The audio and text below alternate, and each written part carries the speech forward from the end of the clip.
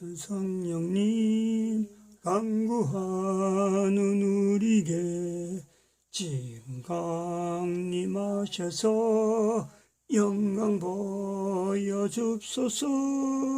성령님 임하사 내 영혼의 손을 만족하게 하옵소서. 기다리는 우리에게 불러 충만하게 하옵소서.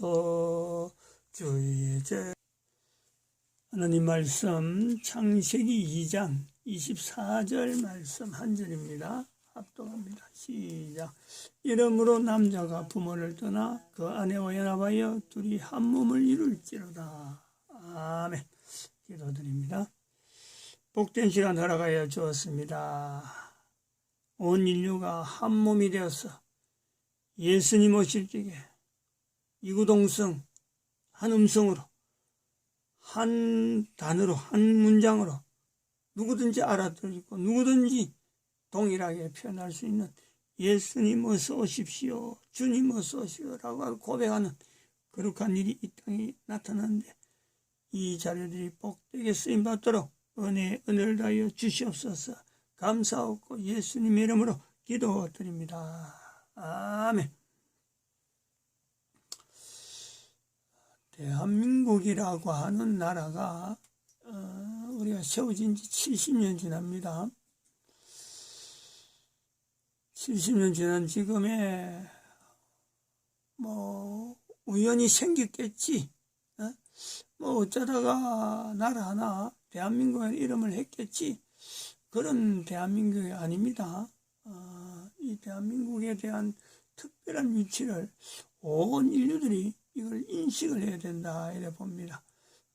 우리가 그 백영훈 씨에 대한 고백을 그 대담을 또 2번입니다. 오늘은 2번 한번 들어보겠습니다.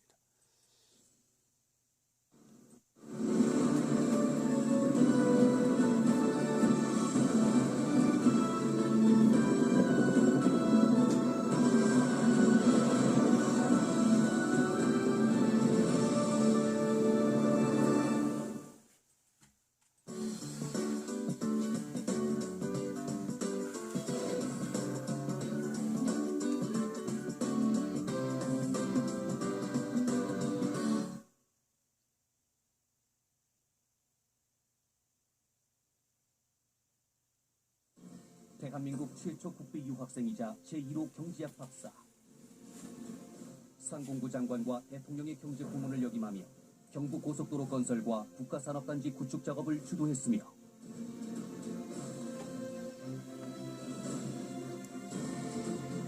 중화학공업과 방위산업 발전에 초석을 다진 방산의 선구자 백영훈.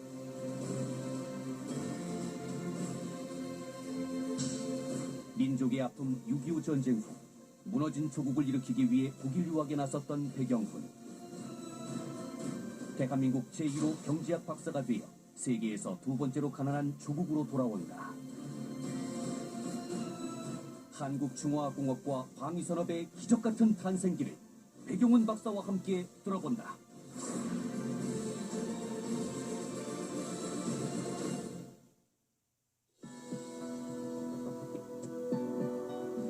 여러분 안녕하십니까. 첨단 국가의 초석 방위산업의 안우경입니다.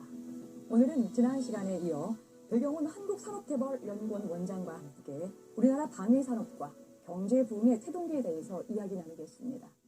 함께 하실 두 분 소개합니다.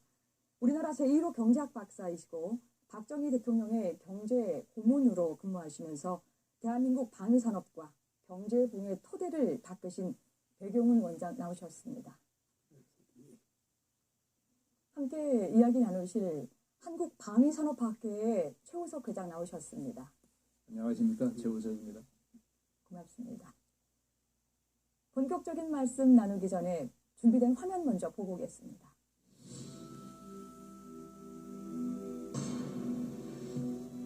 일제강점기와 전쟁으로 피폐해진 나라.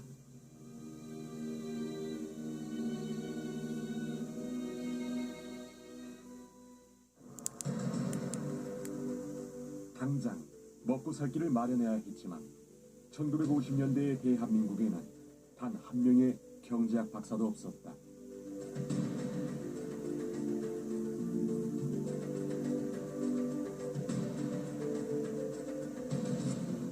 (1956년) 봄, 희망의 불씨를 살리기 위해 선발한 대한민국 제1호 독일 국비 장학생 배경훈.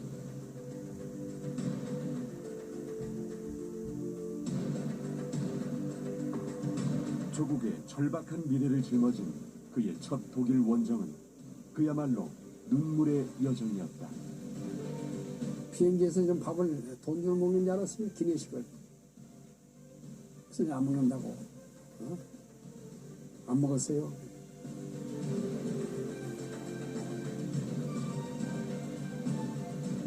전 재산 $10를 아끼기 위해 독일로 가는 사흘 내내 꼬박 굶을 만큼 가난은 청년 배경훈을 한없이 위축시켰다.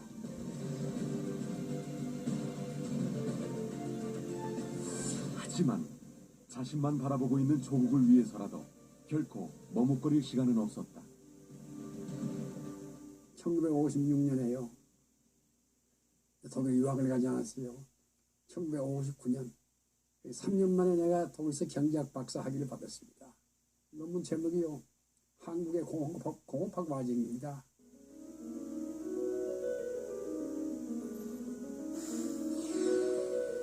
대한민국 제1호 경제학 박사.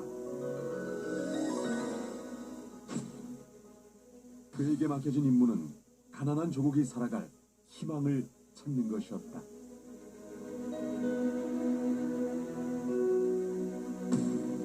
그러나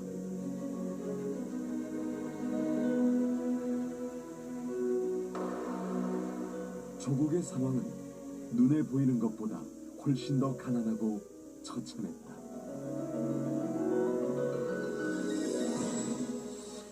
세계은행에서 발표한 자료를 가져왔는데 세계 제일 못 사는 나라가 어디입니까?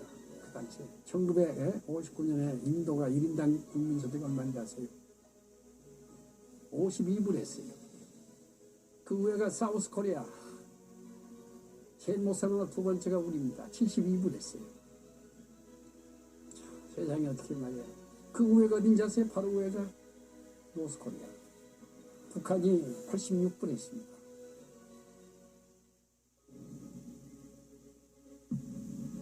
배경훈과 한국 경제의 첫 수뇌부는 가난을 극복하고 전쟁의 위험에서 벗어나기 위해 공업화가 필요하다는 결론을 내린다.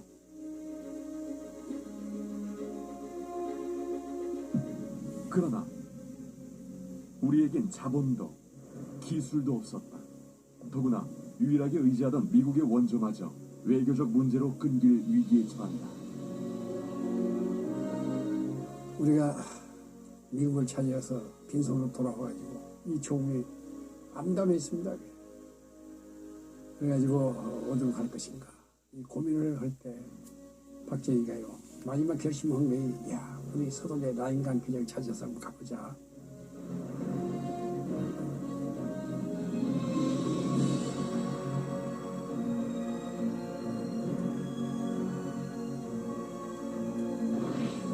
벼랑 끝에 선택한 대안 서독.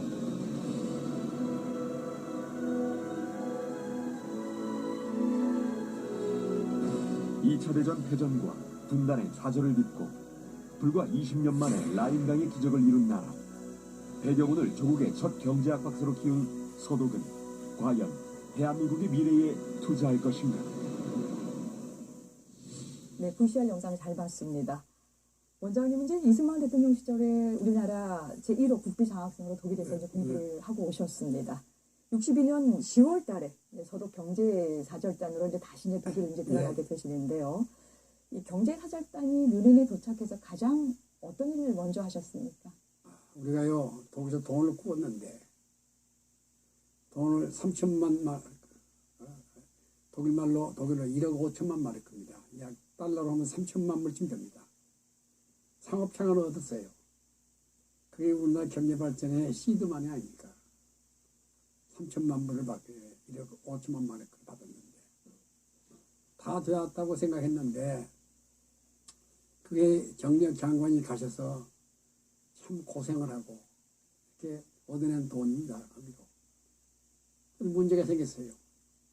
상업장관이기 때문에 은행에서 지급보증서가 있어야 해요. 갚겠다는 은행에 지급보증이 있어야지. 어떻게 상업장관을 그냥 말해줍니까? 뛰어먹으면 어떻게 해요? 그러니까 법적으로 상업장관을 주는 보증서가 있어야 하는데 우리나라 보증이 은행이 없어요. 그때 재무부 장관이 천병규 씨입니다. 천병규. 이 양반이 고생 많이 했네요. 홍콩에 가요. 외국은행에 여러 은행을 찾아다니면서 지급보증 해달라고. 3천만 달 동시 상업장관. 안 돼요. 대한민국 국회 공신력이 없어요. 쿠데타 했다는 걸 다 알기 때문에. 우리는 혁명이라고 그러는데 혁명을 안 써요. 군인이 정권을 쥐었는데 누가 돈을 지급보증 해줘, 은행에서. 안 해줘. 참, 신인군 대사하고 저하고요. 20일 동안 논문 많이 했는데요. 대사관 지하실에 가서요. 두 손잡고 얼마나 울었는데요. 최고위에서 매일 전문이 와요. 매일 전문이 날라옵니다. 어떻게 해보라고. 안 돼요. 어디 상업 차가면 은행에 지급보증서 없어 어떻게 지급니까? 또 울고 또 울고요. 그런데 이거 참 하늘의 축복입니다. 독일의 뉴른베르크의 엘랑겐 대학에서 같이 공부하는 같은 방에서 친구가 슈미트라고 있었어요. 이 친구가 우리 은사 포크 교수의 조교를 한 사람 아닙니까? 조교. 찾아왔어요. 너 안 가고 이렇게 울고 있어 매일 말이야. 내가 그랬어요. 나 못 가. 3천만 달러 우리가 독일 상업자관 주기로 했는데 은행에 지급보증서가 없어서 돈이 안 떨어져. 어떻게 방법이 없어. 전 국민이 기다리고 있는데 못 간다고. 여기서 은행 죽을래. 암담한 때입니다. 그랬더니 슈미트가 하루에 찾아와요. 그 친구가 뭘 하고 있냐면요. 자기 노동부에 노동과장을 했어요. 독일에. 공무원이 돼서 노무과장을 했어요. 야, 너나 일거리는 실업자들 많지 그래. 너무 많다고. 그랬더니 방법이 있대. 나는 그 사람이 나 위로해 주는 줄 알았어요.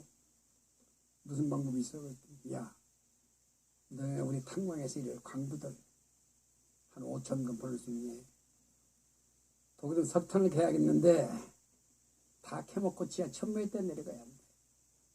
1000m에 말이야 내려가는데 지열이 말이야 뜨거워서 40도까지 간대. 근데 독일 사람들 못 내려간대. 외국 근로자 와서 전부 도망가 버렸대. 석탄을 캐다 말고 지하 1000m에 내려가 있는 강부가 없어 죽을 칩니다. 강부 한 5,000명 벌 수 있네. 내가 그래서 큰 소리 썼어요. 문제 없다고. 내가 한다고. 아이, 자신 있어. 그래. 알아봐. 그래서 내가요, 긴급 대사한테 얘기해가지고 전문을 칩니다. 강부 5,000명 독을 보낼 수 있느냐고. 그때 즉각 왔어요. 최고회에서. 자신 있다고. 그랬더니 또 그 다음날 와서요, 또 물어봐요. 야, 근데 간호부들도 한 2,000명 보낼 수 있니? 독일은 병원 짓고 있는데 독일 여자들이 간호부 왔는데 남자 옷 벗겨놓고 목욕해주고 이런 간호부들이 독일 여자들이 왔는데 자존심이 있어서 간호부도 한 2,000명 보낼 수 있냐고 물어봐요. 근데 긴급전문을 또 대사명의로 최고에다 보냈더니 또 연락이 또 왔어요. 문제 없다고. 그래서 또 얘기해서 문제 없다고. 그랬더니요, 참 눈물 나온 얘기입니다. 전국 신문에다 광고 깔았어요. 최고에서. 강부, 독일에 가면 강부들 모집, 5천만 모집합니다. 응시 자격은 고등학교 졸업자를 모집했어요. 그 당시에. 전국 신문 다 지금 광고 깔았네요. 세상에. 대학 출신들이요. 직업이 없어, 이게. 우리나라에서. 이력서 소개요. 고등학교 나왔다 거짓말 해가지고. 야, 4,500명이 응시했어요. 처음 우리가 제1지 300명 나가는데 4,500명 왔어요. 야, 전국에서 밀어들었어요. 거기서 우리가 뽑아가지고 300명이 최초로 나간 날짜가 언제냐면은 1963년입니다. 12월 20일 날. 그때는 국제공항이 김포입니다. 김포공항을 출발했습니다. 참 눈물 나온 얘기입니다. 예. 네, 그렇게 이제 독일로 간 우리 이제 그 광부들과 간호사들 실제 네. 독일 생활이 좀 어땠을까요? 어땠습니까? 만나세요. 간호사 독일에 가서 그 모습을 보면 독일 사람들 감동을 줘요. 특히 그 간호부들이 일하는 모습 같은 거 보면요. 독일 사람들은 말이야 크면 정성껏 모셨습니다. 그 독일의 국회의원들이요. 원내 총무가 기민당의 원내 총무가 있어요. 그 닥터 바그나 박사가요. 기민당의 원내 총무입니다. 그 사람이요. 독일 국회의원들 15사람들이 병원에 가서 간호받아 신세졌어요. 그게 국가 운명을 살리는 겁니다. 닥터 바그나가요.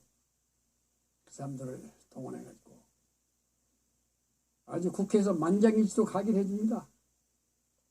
어떻게 한다세요? 박정희가요 이제 최고의 의장이 1963년에 윤보선 씨하고 선거해가지고 16만 평 이기가 대통령이 되었어요. 64년에 이제 돌아와가지고 독일 국회에서 만장일치로 가기로 되어가지고 독일 당시에요 르게 대통령이 이제 대통령이 되어서 대통령이요 박정희 대통령이 되었잖아요.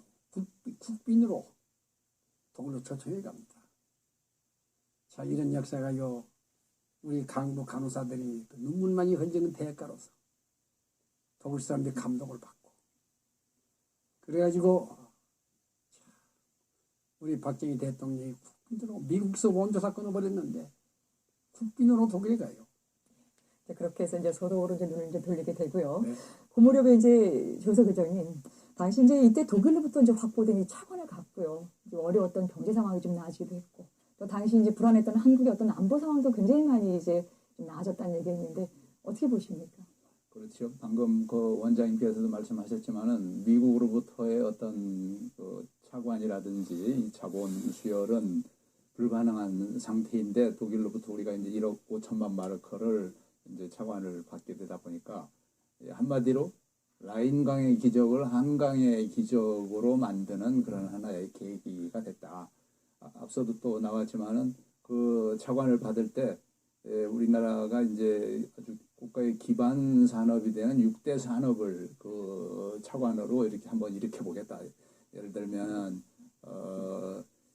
뭐 나주 비료 공장이라든지 또 그리고 그리고 또 뭐 무슨 기계 공장을 만든다든지 동양 시멘트를 건설한다든지 그리고 또 다른 산업에 하여튼 기반이 되는 제철 공장을 짓는다든지 하는 이런 데 이제 그 기금이 이제 활용이 되면서 국가의 어떤 기반 산업을 구축을 하게 되고 그런 노력들이 결국은 70년대 우리가 이제 방위 산업을 착수를 하면서 국가의 중화공업하고 같이 묶어가지고 이렇게 이제 발전을 하게 됐고 또 이 상업 차관을 계기로 해서 독일에 있는 그 기업들 뭐 크루프라든지 지멘스라든지 뭐 폴리시우스 뭐 이런 업체들이 또 한국에 투자를 하게 되고 그러다 보니까 한독 간의 어떤 경제 협력도 활발히 진행이 되고 또 독일이 한국에 투자를 했다는 거는 한국의 어떤 안보 불안 상태가 생겼을 때 자기들이 돈을 여기다가 이제 투자를 했으니 그냥 뭐 나몰라라 할 수는 없는 거고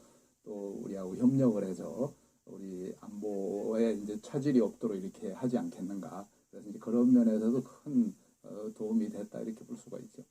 네, 말씀 잘 들었습니다. 여러분께서는 지금 첨단 국가의 초석 방위 산업을 시청하고 계십니다. 1963년부터 1977년까지 독일로 떠난 광부 7,936명. 1965년부터 1976년까지 독일로 떠난 간호사 32명. 7,936명의 광부와 32명의 간호사.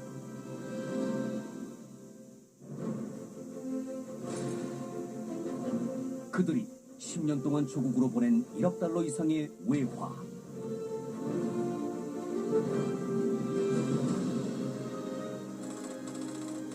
당시 우리에게 독일에서 보내온 1억 달러는 어떤 의미였을까?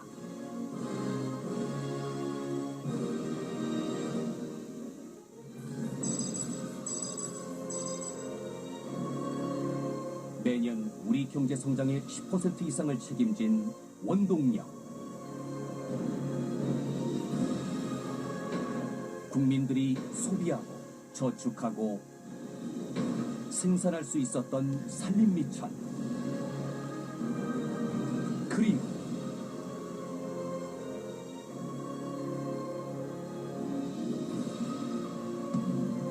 공단과 공장을 건설해 자동차와 선박과 총과 전차를 만들 수 있었던 중화공업과 방위산업의 종잣돈. 7,936명의 광부와 1032명의 간호사.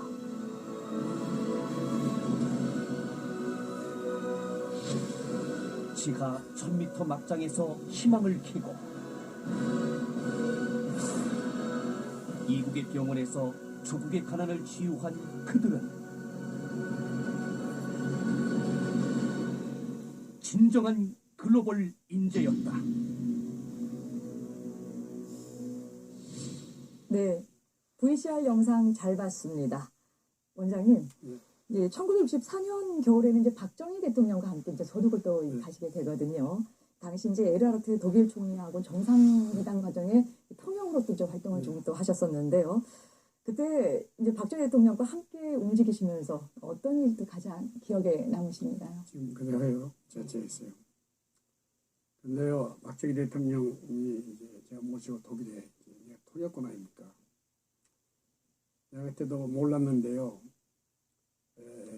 중앙대학교 교수를 할 때 아닙니까? 박정희 대통령이 저를 이제 불러요. 조성호 비서관이 이제 찾아와서 대통령이 찾는데요. 그래서 청와대에 갔더니 세상에요. 한나라 대통령이 현관에 나와서 날 기다리고 있더라고. 대통령이. 그래서 갔더니요. 대통령이 날 끼안아주면서 백 박사 수고했어. 내 얘기 다 들었어. 그냥 안방에 갑시다. 그런데 어떻게 대통령이 날 끼안아주는데 눈물이 나오더라고. 한나라 대통령이 날 끼안고 그 눈물 자기 손수건으로 닦아줘요. 우지마. 그래서 내 안방에 갔더니요.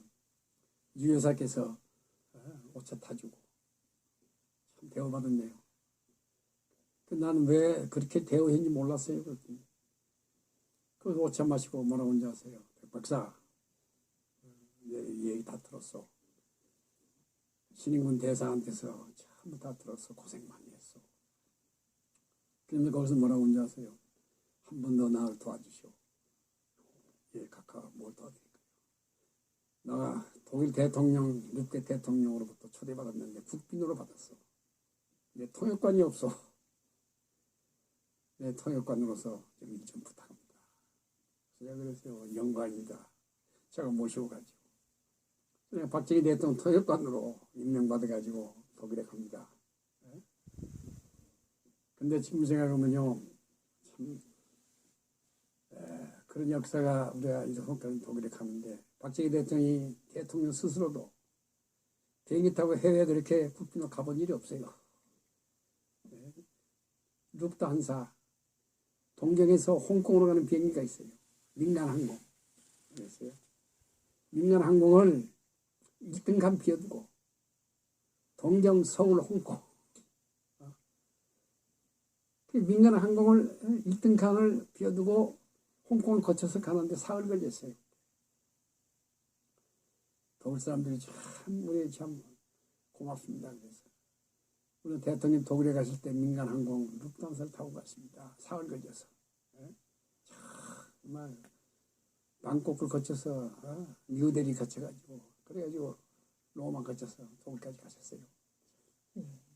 그렇게 이제 독일로 가셔서 이제 에르하트 총리하고 이제 회담하는 과정. 그리고 또 무엇보다도 이제 궁금한 것은 그 당시 이제 파견 나간 우리 이제 광부와 이제 간호사들과 이제 이렇게 만났을 텐데 그 당시 좀 회고 좀 한번 해주시죠. 야, 참 그말하면요 참 눈물 나온 얘기입니다. 대통령이 독일에 가시자마자 하룻밤 자고 첫날 어디 간지 아세요? 독일에 함보른이라고 있습니다. 함보른 강산. 우리가 최초로 가는 강부들이 거기서 일하고 있는 장소에 그 함보른 공회당이 있어요. 거기에 가서 이제 강부들 위로하기 위해서 간 거죠. 객지 와서 일하고 있는 모습을 갈 때 아닙니까? 갔더니요 500명이 큰 공회당에 앉아 있어요. 야 세상에 말이야. 그 앞엔 또 간호부들이 앉아 있고 대통령이 자기 유교사하고 같이 갔어요. 거기에 우리 일행들이 전부 다 장기경 부총리부터 시작해가지고 전부 수영원에 따라가서 갔는데 그 문 열고 들어가 봤더니 500명 앉아 있는 그 광경 보세요. 얼굴이 새카매 간부들이 앉아서 넥타이를 하고 오는 있습니다. 대통령 옷이 이게 넥타이를 하고 있는데 대통령 당상에 올라가자요. 태극기가 있고 뒤에 애국가가 나와요. 첫 번째. 야, 대한민국 애국가가 그렇게 난 참 그렇게 훌륭한지 몰랐습니다. 동해물과 백두산이 애국가가 나오는데요. 전 강부들이 일어서요. 대통령이 그 일어서 있는 그 장에서 서가지고 그 눈물만이 흘립니다. 애국가가 나온 다음에 연설을 해야 할 텐데 강부들이 앉아가지고 연설을 해. 연설 이 양반이 못해. 뭐라고 하는지 아세요? 여러분 이게 무슨 꼴입니까? 이국말에 와서 이렇게 여러분들이 땅속에서 일하고 있는 이 얼굴, 새카만 얼굴 내가 어떻게 보라고 그럽니까? 그래서 울어버려요, 이 양반이. 그 장면은요, 우리 참 국민이 후세의 영혼이 아리합니다.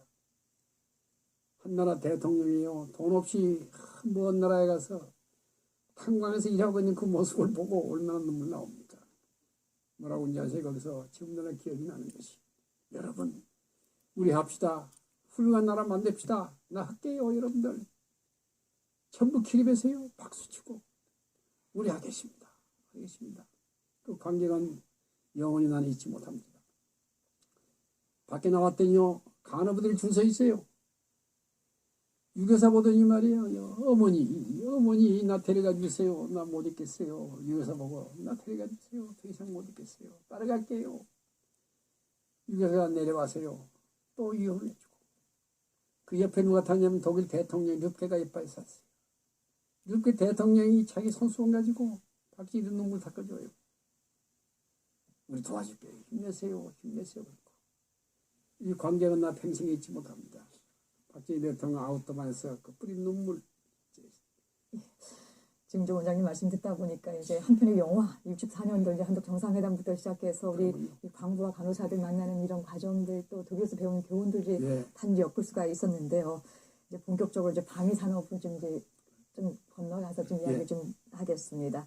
이제 서독 차관 외교가 이제 구체적으로 성공을 했고요. 또 그로 인해서 이제 우리는 이 중공업과 함께 이제 방위 산업에 이제 이 박차를 이제 가하게 되는데요. 사실 당시 상황을 봤었을 때는요. 성공보다는 실패로 가까운 이런 도전이 아니었을까라는 그런 생각을 또 개인적으로 하게 됩니다. 근데 당시 우리 이제 원장님께서는 대한민국 1호 경제학 박사셨고 또 이제 국내외 사정을 이제 누구보다 잘 알고 계셨기 때문에 그 당시 상황을 정말 이게 이 도전 우리나라의 도전이 성공으로 갈 거라고 좀 예견하셨습니까? 어떠셨습니까? 근데요, 제가 이런 얘기 이제 말씀드리고 방위산업 얘기하고 하면요 시작하기 전에 하나 특별한 얘기를 해야 합니다. 나를 가르쳐준 독일의 의사가 포크트 교수입니다. 포크트 교수가 참 훌륭한 학자입니다. 내가 독일에서 박사학위 받을 때요. 우리 독일에 있는 뉴른베르크 대학 총장이 나한테 한 얘기 평생 잊지 못합니다.